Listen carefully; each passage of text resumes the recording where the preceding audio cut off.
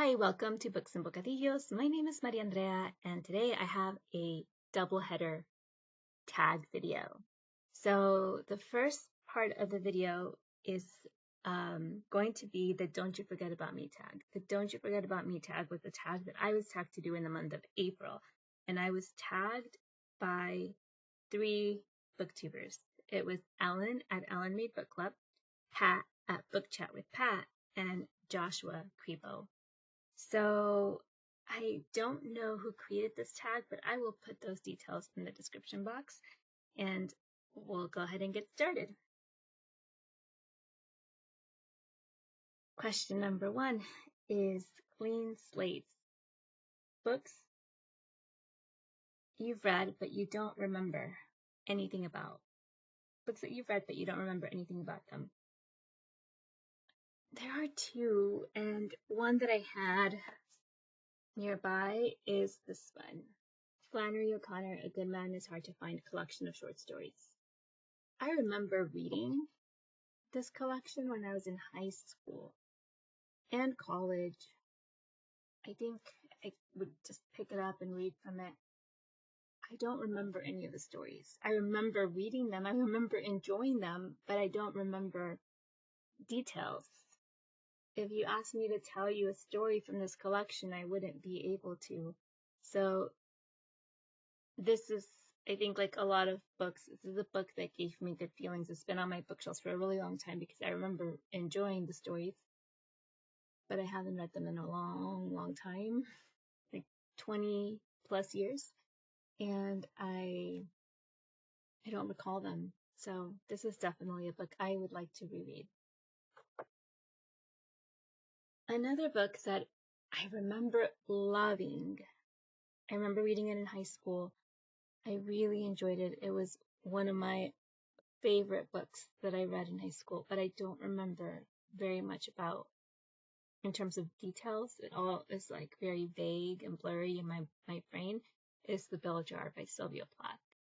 Angelia from Read and Reread talked about The Bell Jar recently, and I think her latest bookshelf series, and I commented that I would like to reread The Bell Jar because it is a bit blurry in my mind. I know I really loved it. I just wish I remembered why I loved it so much. Next question, Genie's Lamp, books that you wish you could forget. One book that I wish I could forget just so that I could reread it and have like that experience of reading it for the very first time is Eileen Chang's Half a Lifelong Romance. I read this book a few years back, maybe like 8 years ago. I really loved this book. This is on my favorite shelf. I have a shelf in my living room where I have my all-time favorite books, and this is on there. So this is a favorite. I loved it so much.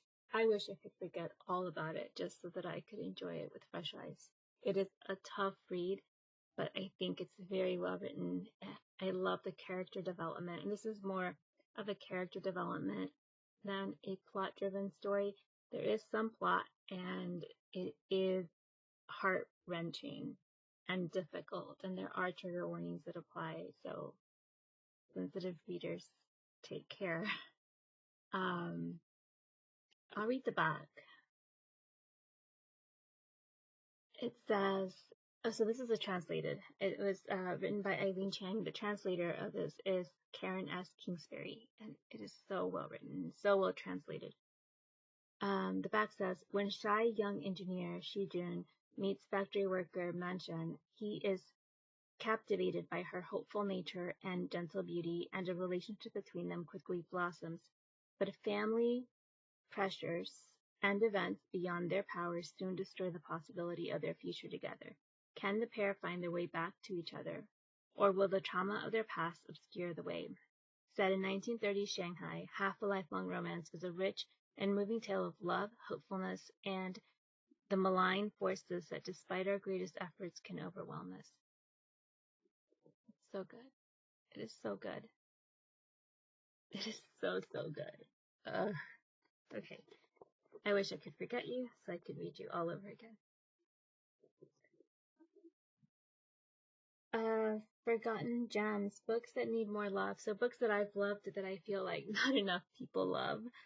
I have Brownsville by Oscar Casares. Oscar Casares is like a local to me author, and Brownsville is a town in a city nearby where I live in our region.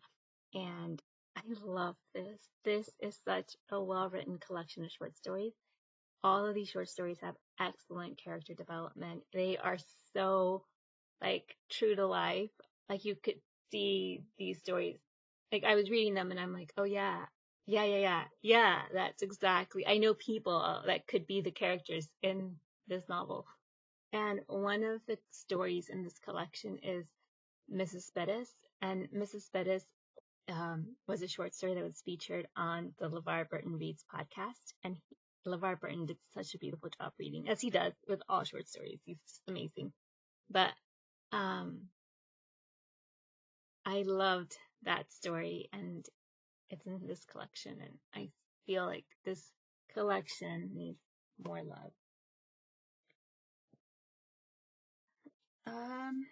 Martita, I remember you. I talked about this one in a video last year, and I feel like this book is one of my all-time favorites, and it does not get enough love. You could see, like, I've tabbed it because it's just so cool.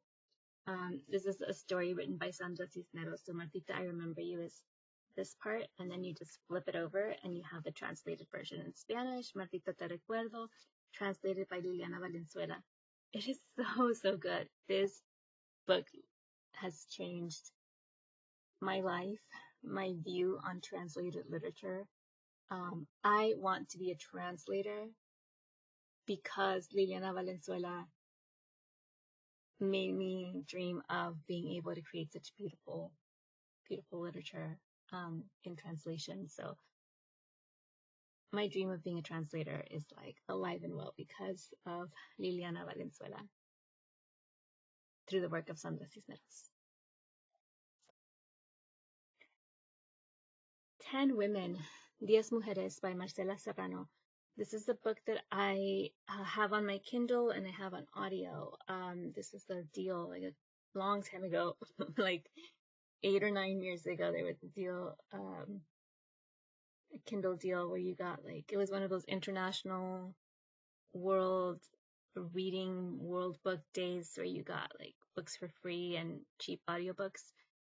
And what a deal it was. It was one of my favorite books. It was probably my favorite book that I read that year that I read it. It was so, so good. 10 Mujeres or 10 Women, the translation is 10 Women by Marcela Serrano, it's a character driven novel.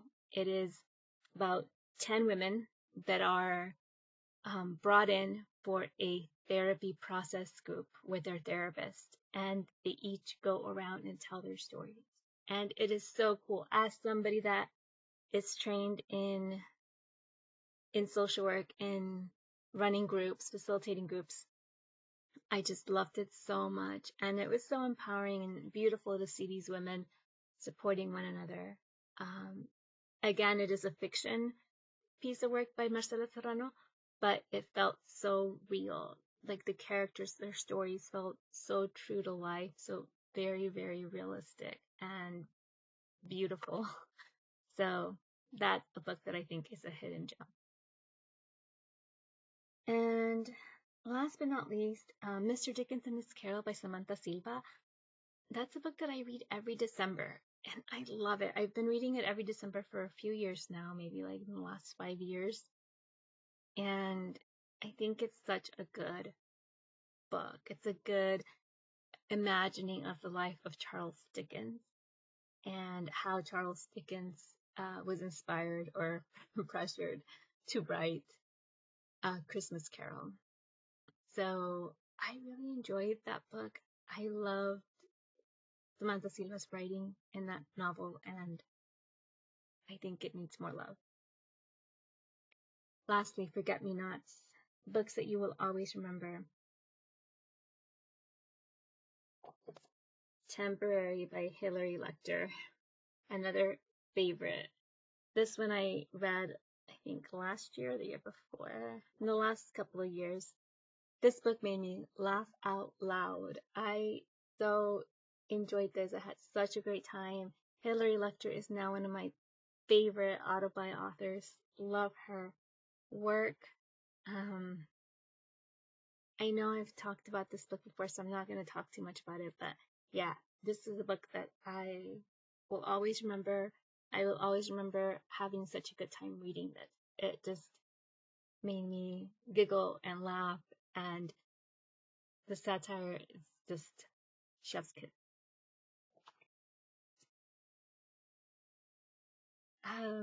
My Antonia by Willa Cather is a book I read and reread and reread, and I love, and there are scenes from this novel that are etched in my mind. That unforgettable wedding scene, it's like haunting. One of those stories that just haunts you forever. Once you read it, you can't forget it. There are so many like bits and pieces, like slice of life moments in this novel that for me are unforgettable. So I love my Antonia. Pride and Prejudice. I will always remember that one. Mostly because of all like the spin-offs of Pride and Prejudice. It's just a story that I know and love and will read and reread and reread and reread. And then lastly, Olive Kitteridge is one I will never forget. I'll always remember. I listened to this audiobook like 5 years ago, maybe 5 or 6 years ago for the first time. And then I listened to it again last year, like in December, January.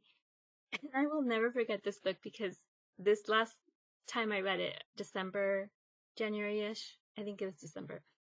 I remember I was going to my local supermarket, Sprouts, and I was leaving the parking lot. I was pulling away from my parking space, and I have this like visceral memory of like driving in the parking lot at Sprouts. And there's a scene that was playing in the audiobook that made me laugh so much I nearly peed my pants. I was just laughing hysterically, and it is so great when a book can bring you to tears and laughter and almost nearly make you pee your pants, like that kind of funny. And I was just like, just holding my bladder, just wanting to get home and trying to get through this audiobook without losing it completely in my body. And I just felt like, what a great thing to remember. And so from now on, like since this last time I read it, I had that physical reaction and experience to Olive Kitteridge. Olive Kitteridge is not a funny book. So it's not a book that is funny from beginning to end. There are funny bits in it. So in one of those funny bits, I was losing it. But there are also very sad, very poignant, very reflective moments.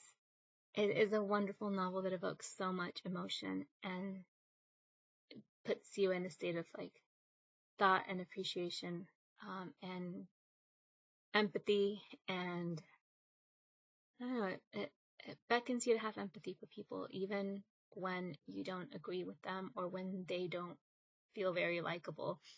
So all those emotions, of course, are the reason why I love Olive Kitteridge.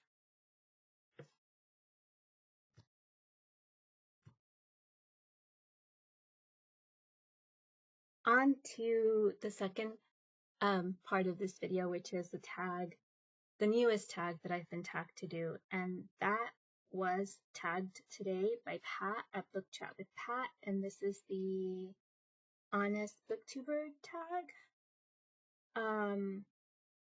And Pat tagged me this morning. This tag was revived by Jess Book Girl, and I don't remember who the original creator was, but I will try to link all that in, or include all that in the description box. So I'm going to try to whiz through this because this is probably going to be a quick one. Have I ever lied about a book I read? Whether or not I read a book? No. No in Booktube. This is the honest Booktuber tag. So no in Booktube. In senior year, I did not do my reading of 1984. I started it. I did not finish it. I didn't tell my teacher that I didn't finish it. But my teacher probably knew because when it came time to test, I didn't do so great. Still got a D. I read the Cliff's Notes, got a D on the exam. And that wasn't like me. I usually would do very well in school, and especially in English. I loved literature, and it was my English lit class. So yeah, it was summer reading. The summer before senior year, didn't read. And so no, I've never lied on Booktube. I didn't tell my teacher, but she probably knew. Question number 2. Avoided a book because of the controversy with either the content or the author. I avoid sometimes political books. So sometimes there are books that are very like of the zeitgeist because of politics, and I just lately tend to avoid the political books that are coming out. That's the first thing that comes to mind. Question number 3. Have you ever been sent a book for free and not disclosed? No, no one ever sends me books. No such thing. Question number 4. Bought a book with zero intention to read it. Well, I've bought books as gifts. So there's a book sitting on my dresser that I bought for a friend. Bought it for a friend. I have no intention to read it. So yes, I've bought books with zero intention to read. For others, I think most of the books that I buy for myself, I intend to read to some degree, even if it's just to like peruse or study slowly. Sometimes I just nibble on books. Question number 5. Have I been caught up in booktube drama? Nope. Question number 6. Have I ever had a hate comment? No. Hopefully not.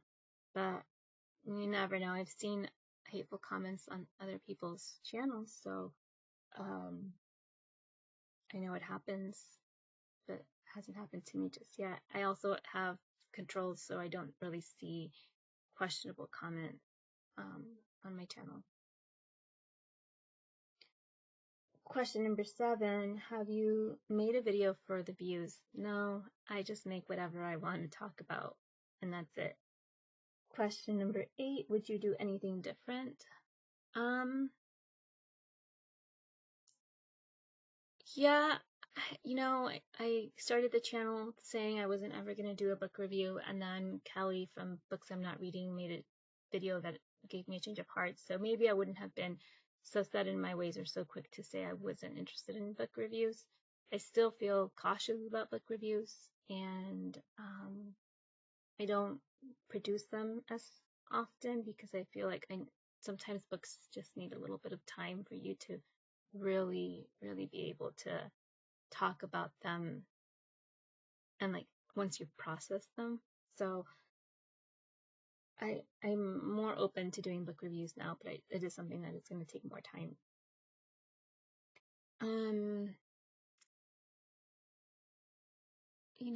Maybe I would have done my homework on like editing and kind of tried to do some practicing and I just kind of went into Booktube and just made a video, posted it, and then I didn't really take classes or do any kind of like studying, any video watching on like technical bits. So initially it was really hard, and I still don't know how to blog. So, maybe would like to do more learning in terms of technique. Question number 9. Do you wish you could be more like others? I don't wish that I could be somebody else, but I do wish that I had more skill to video recording and editing. So, for example, I said this before, I think Farah at Bookstalgic does amazing nature videos, and really wish that I could do more of that. I don't know how to vlog, so that is really something that I really admire about other people. I think Ellen at Ellen Made Book Club does really, really great editing bits to her videos, and I always love her editing. I think Bert and Shan at Pastori Time, I love their style of editing. I think that they produce beautiful vlogs. I love their Christmas vlogs. I just was so delighted by their Christmas Vlogmas series. That was really, really cool.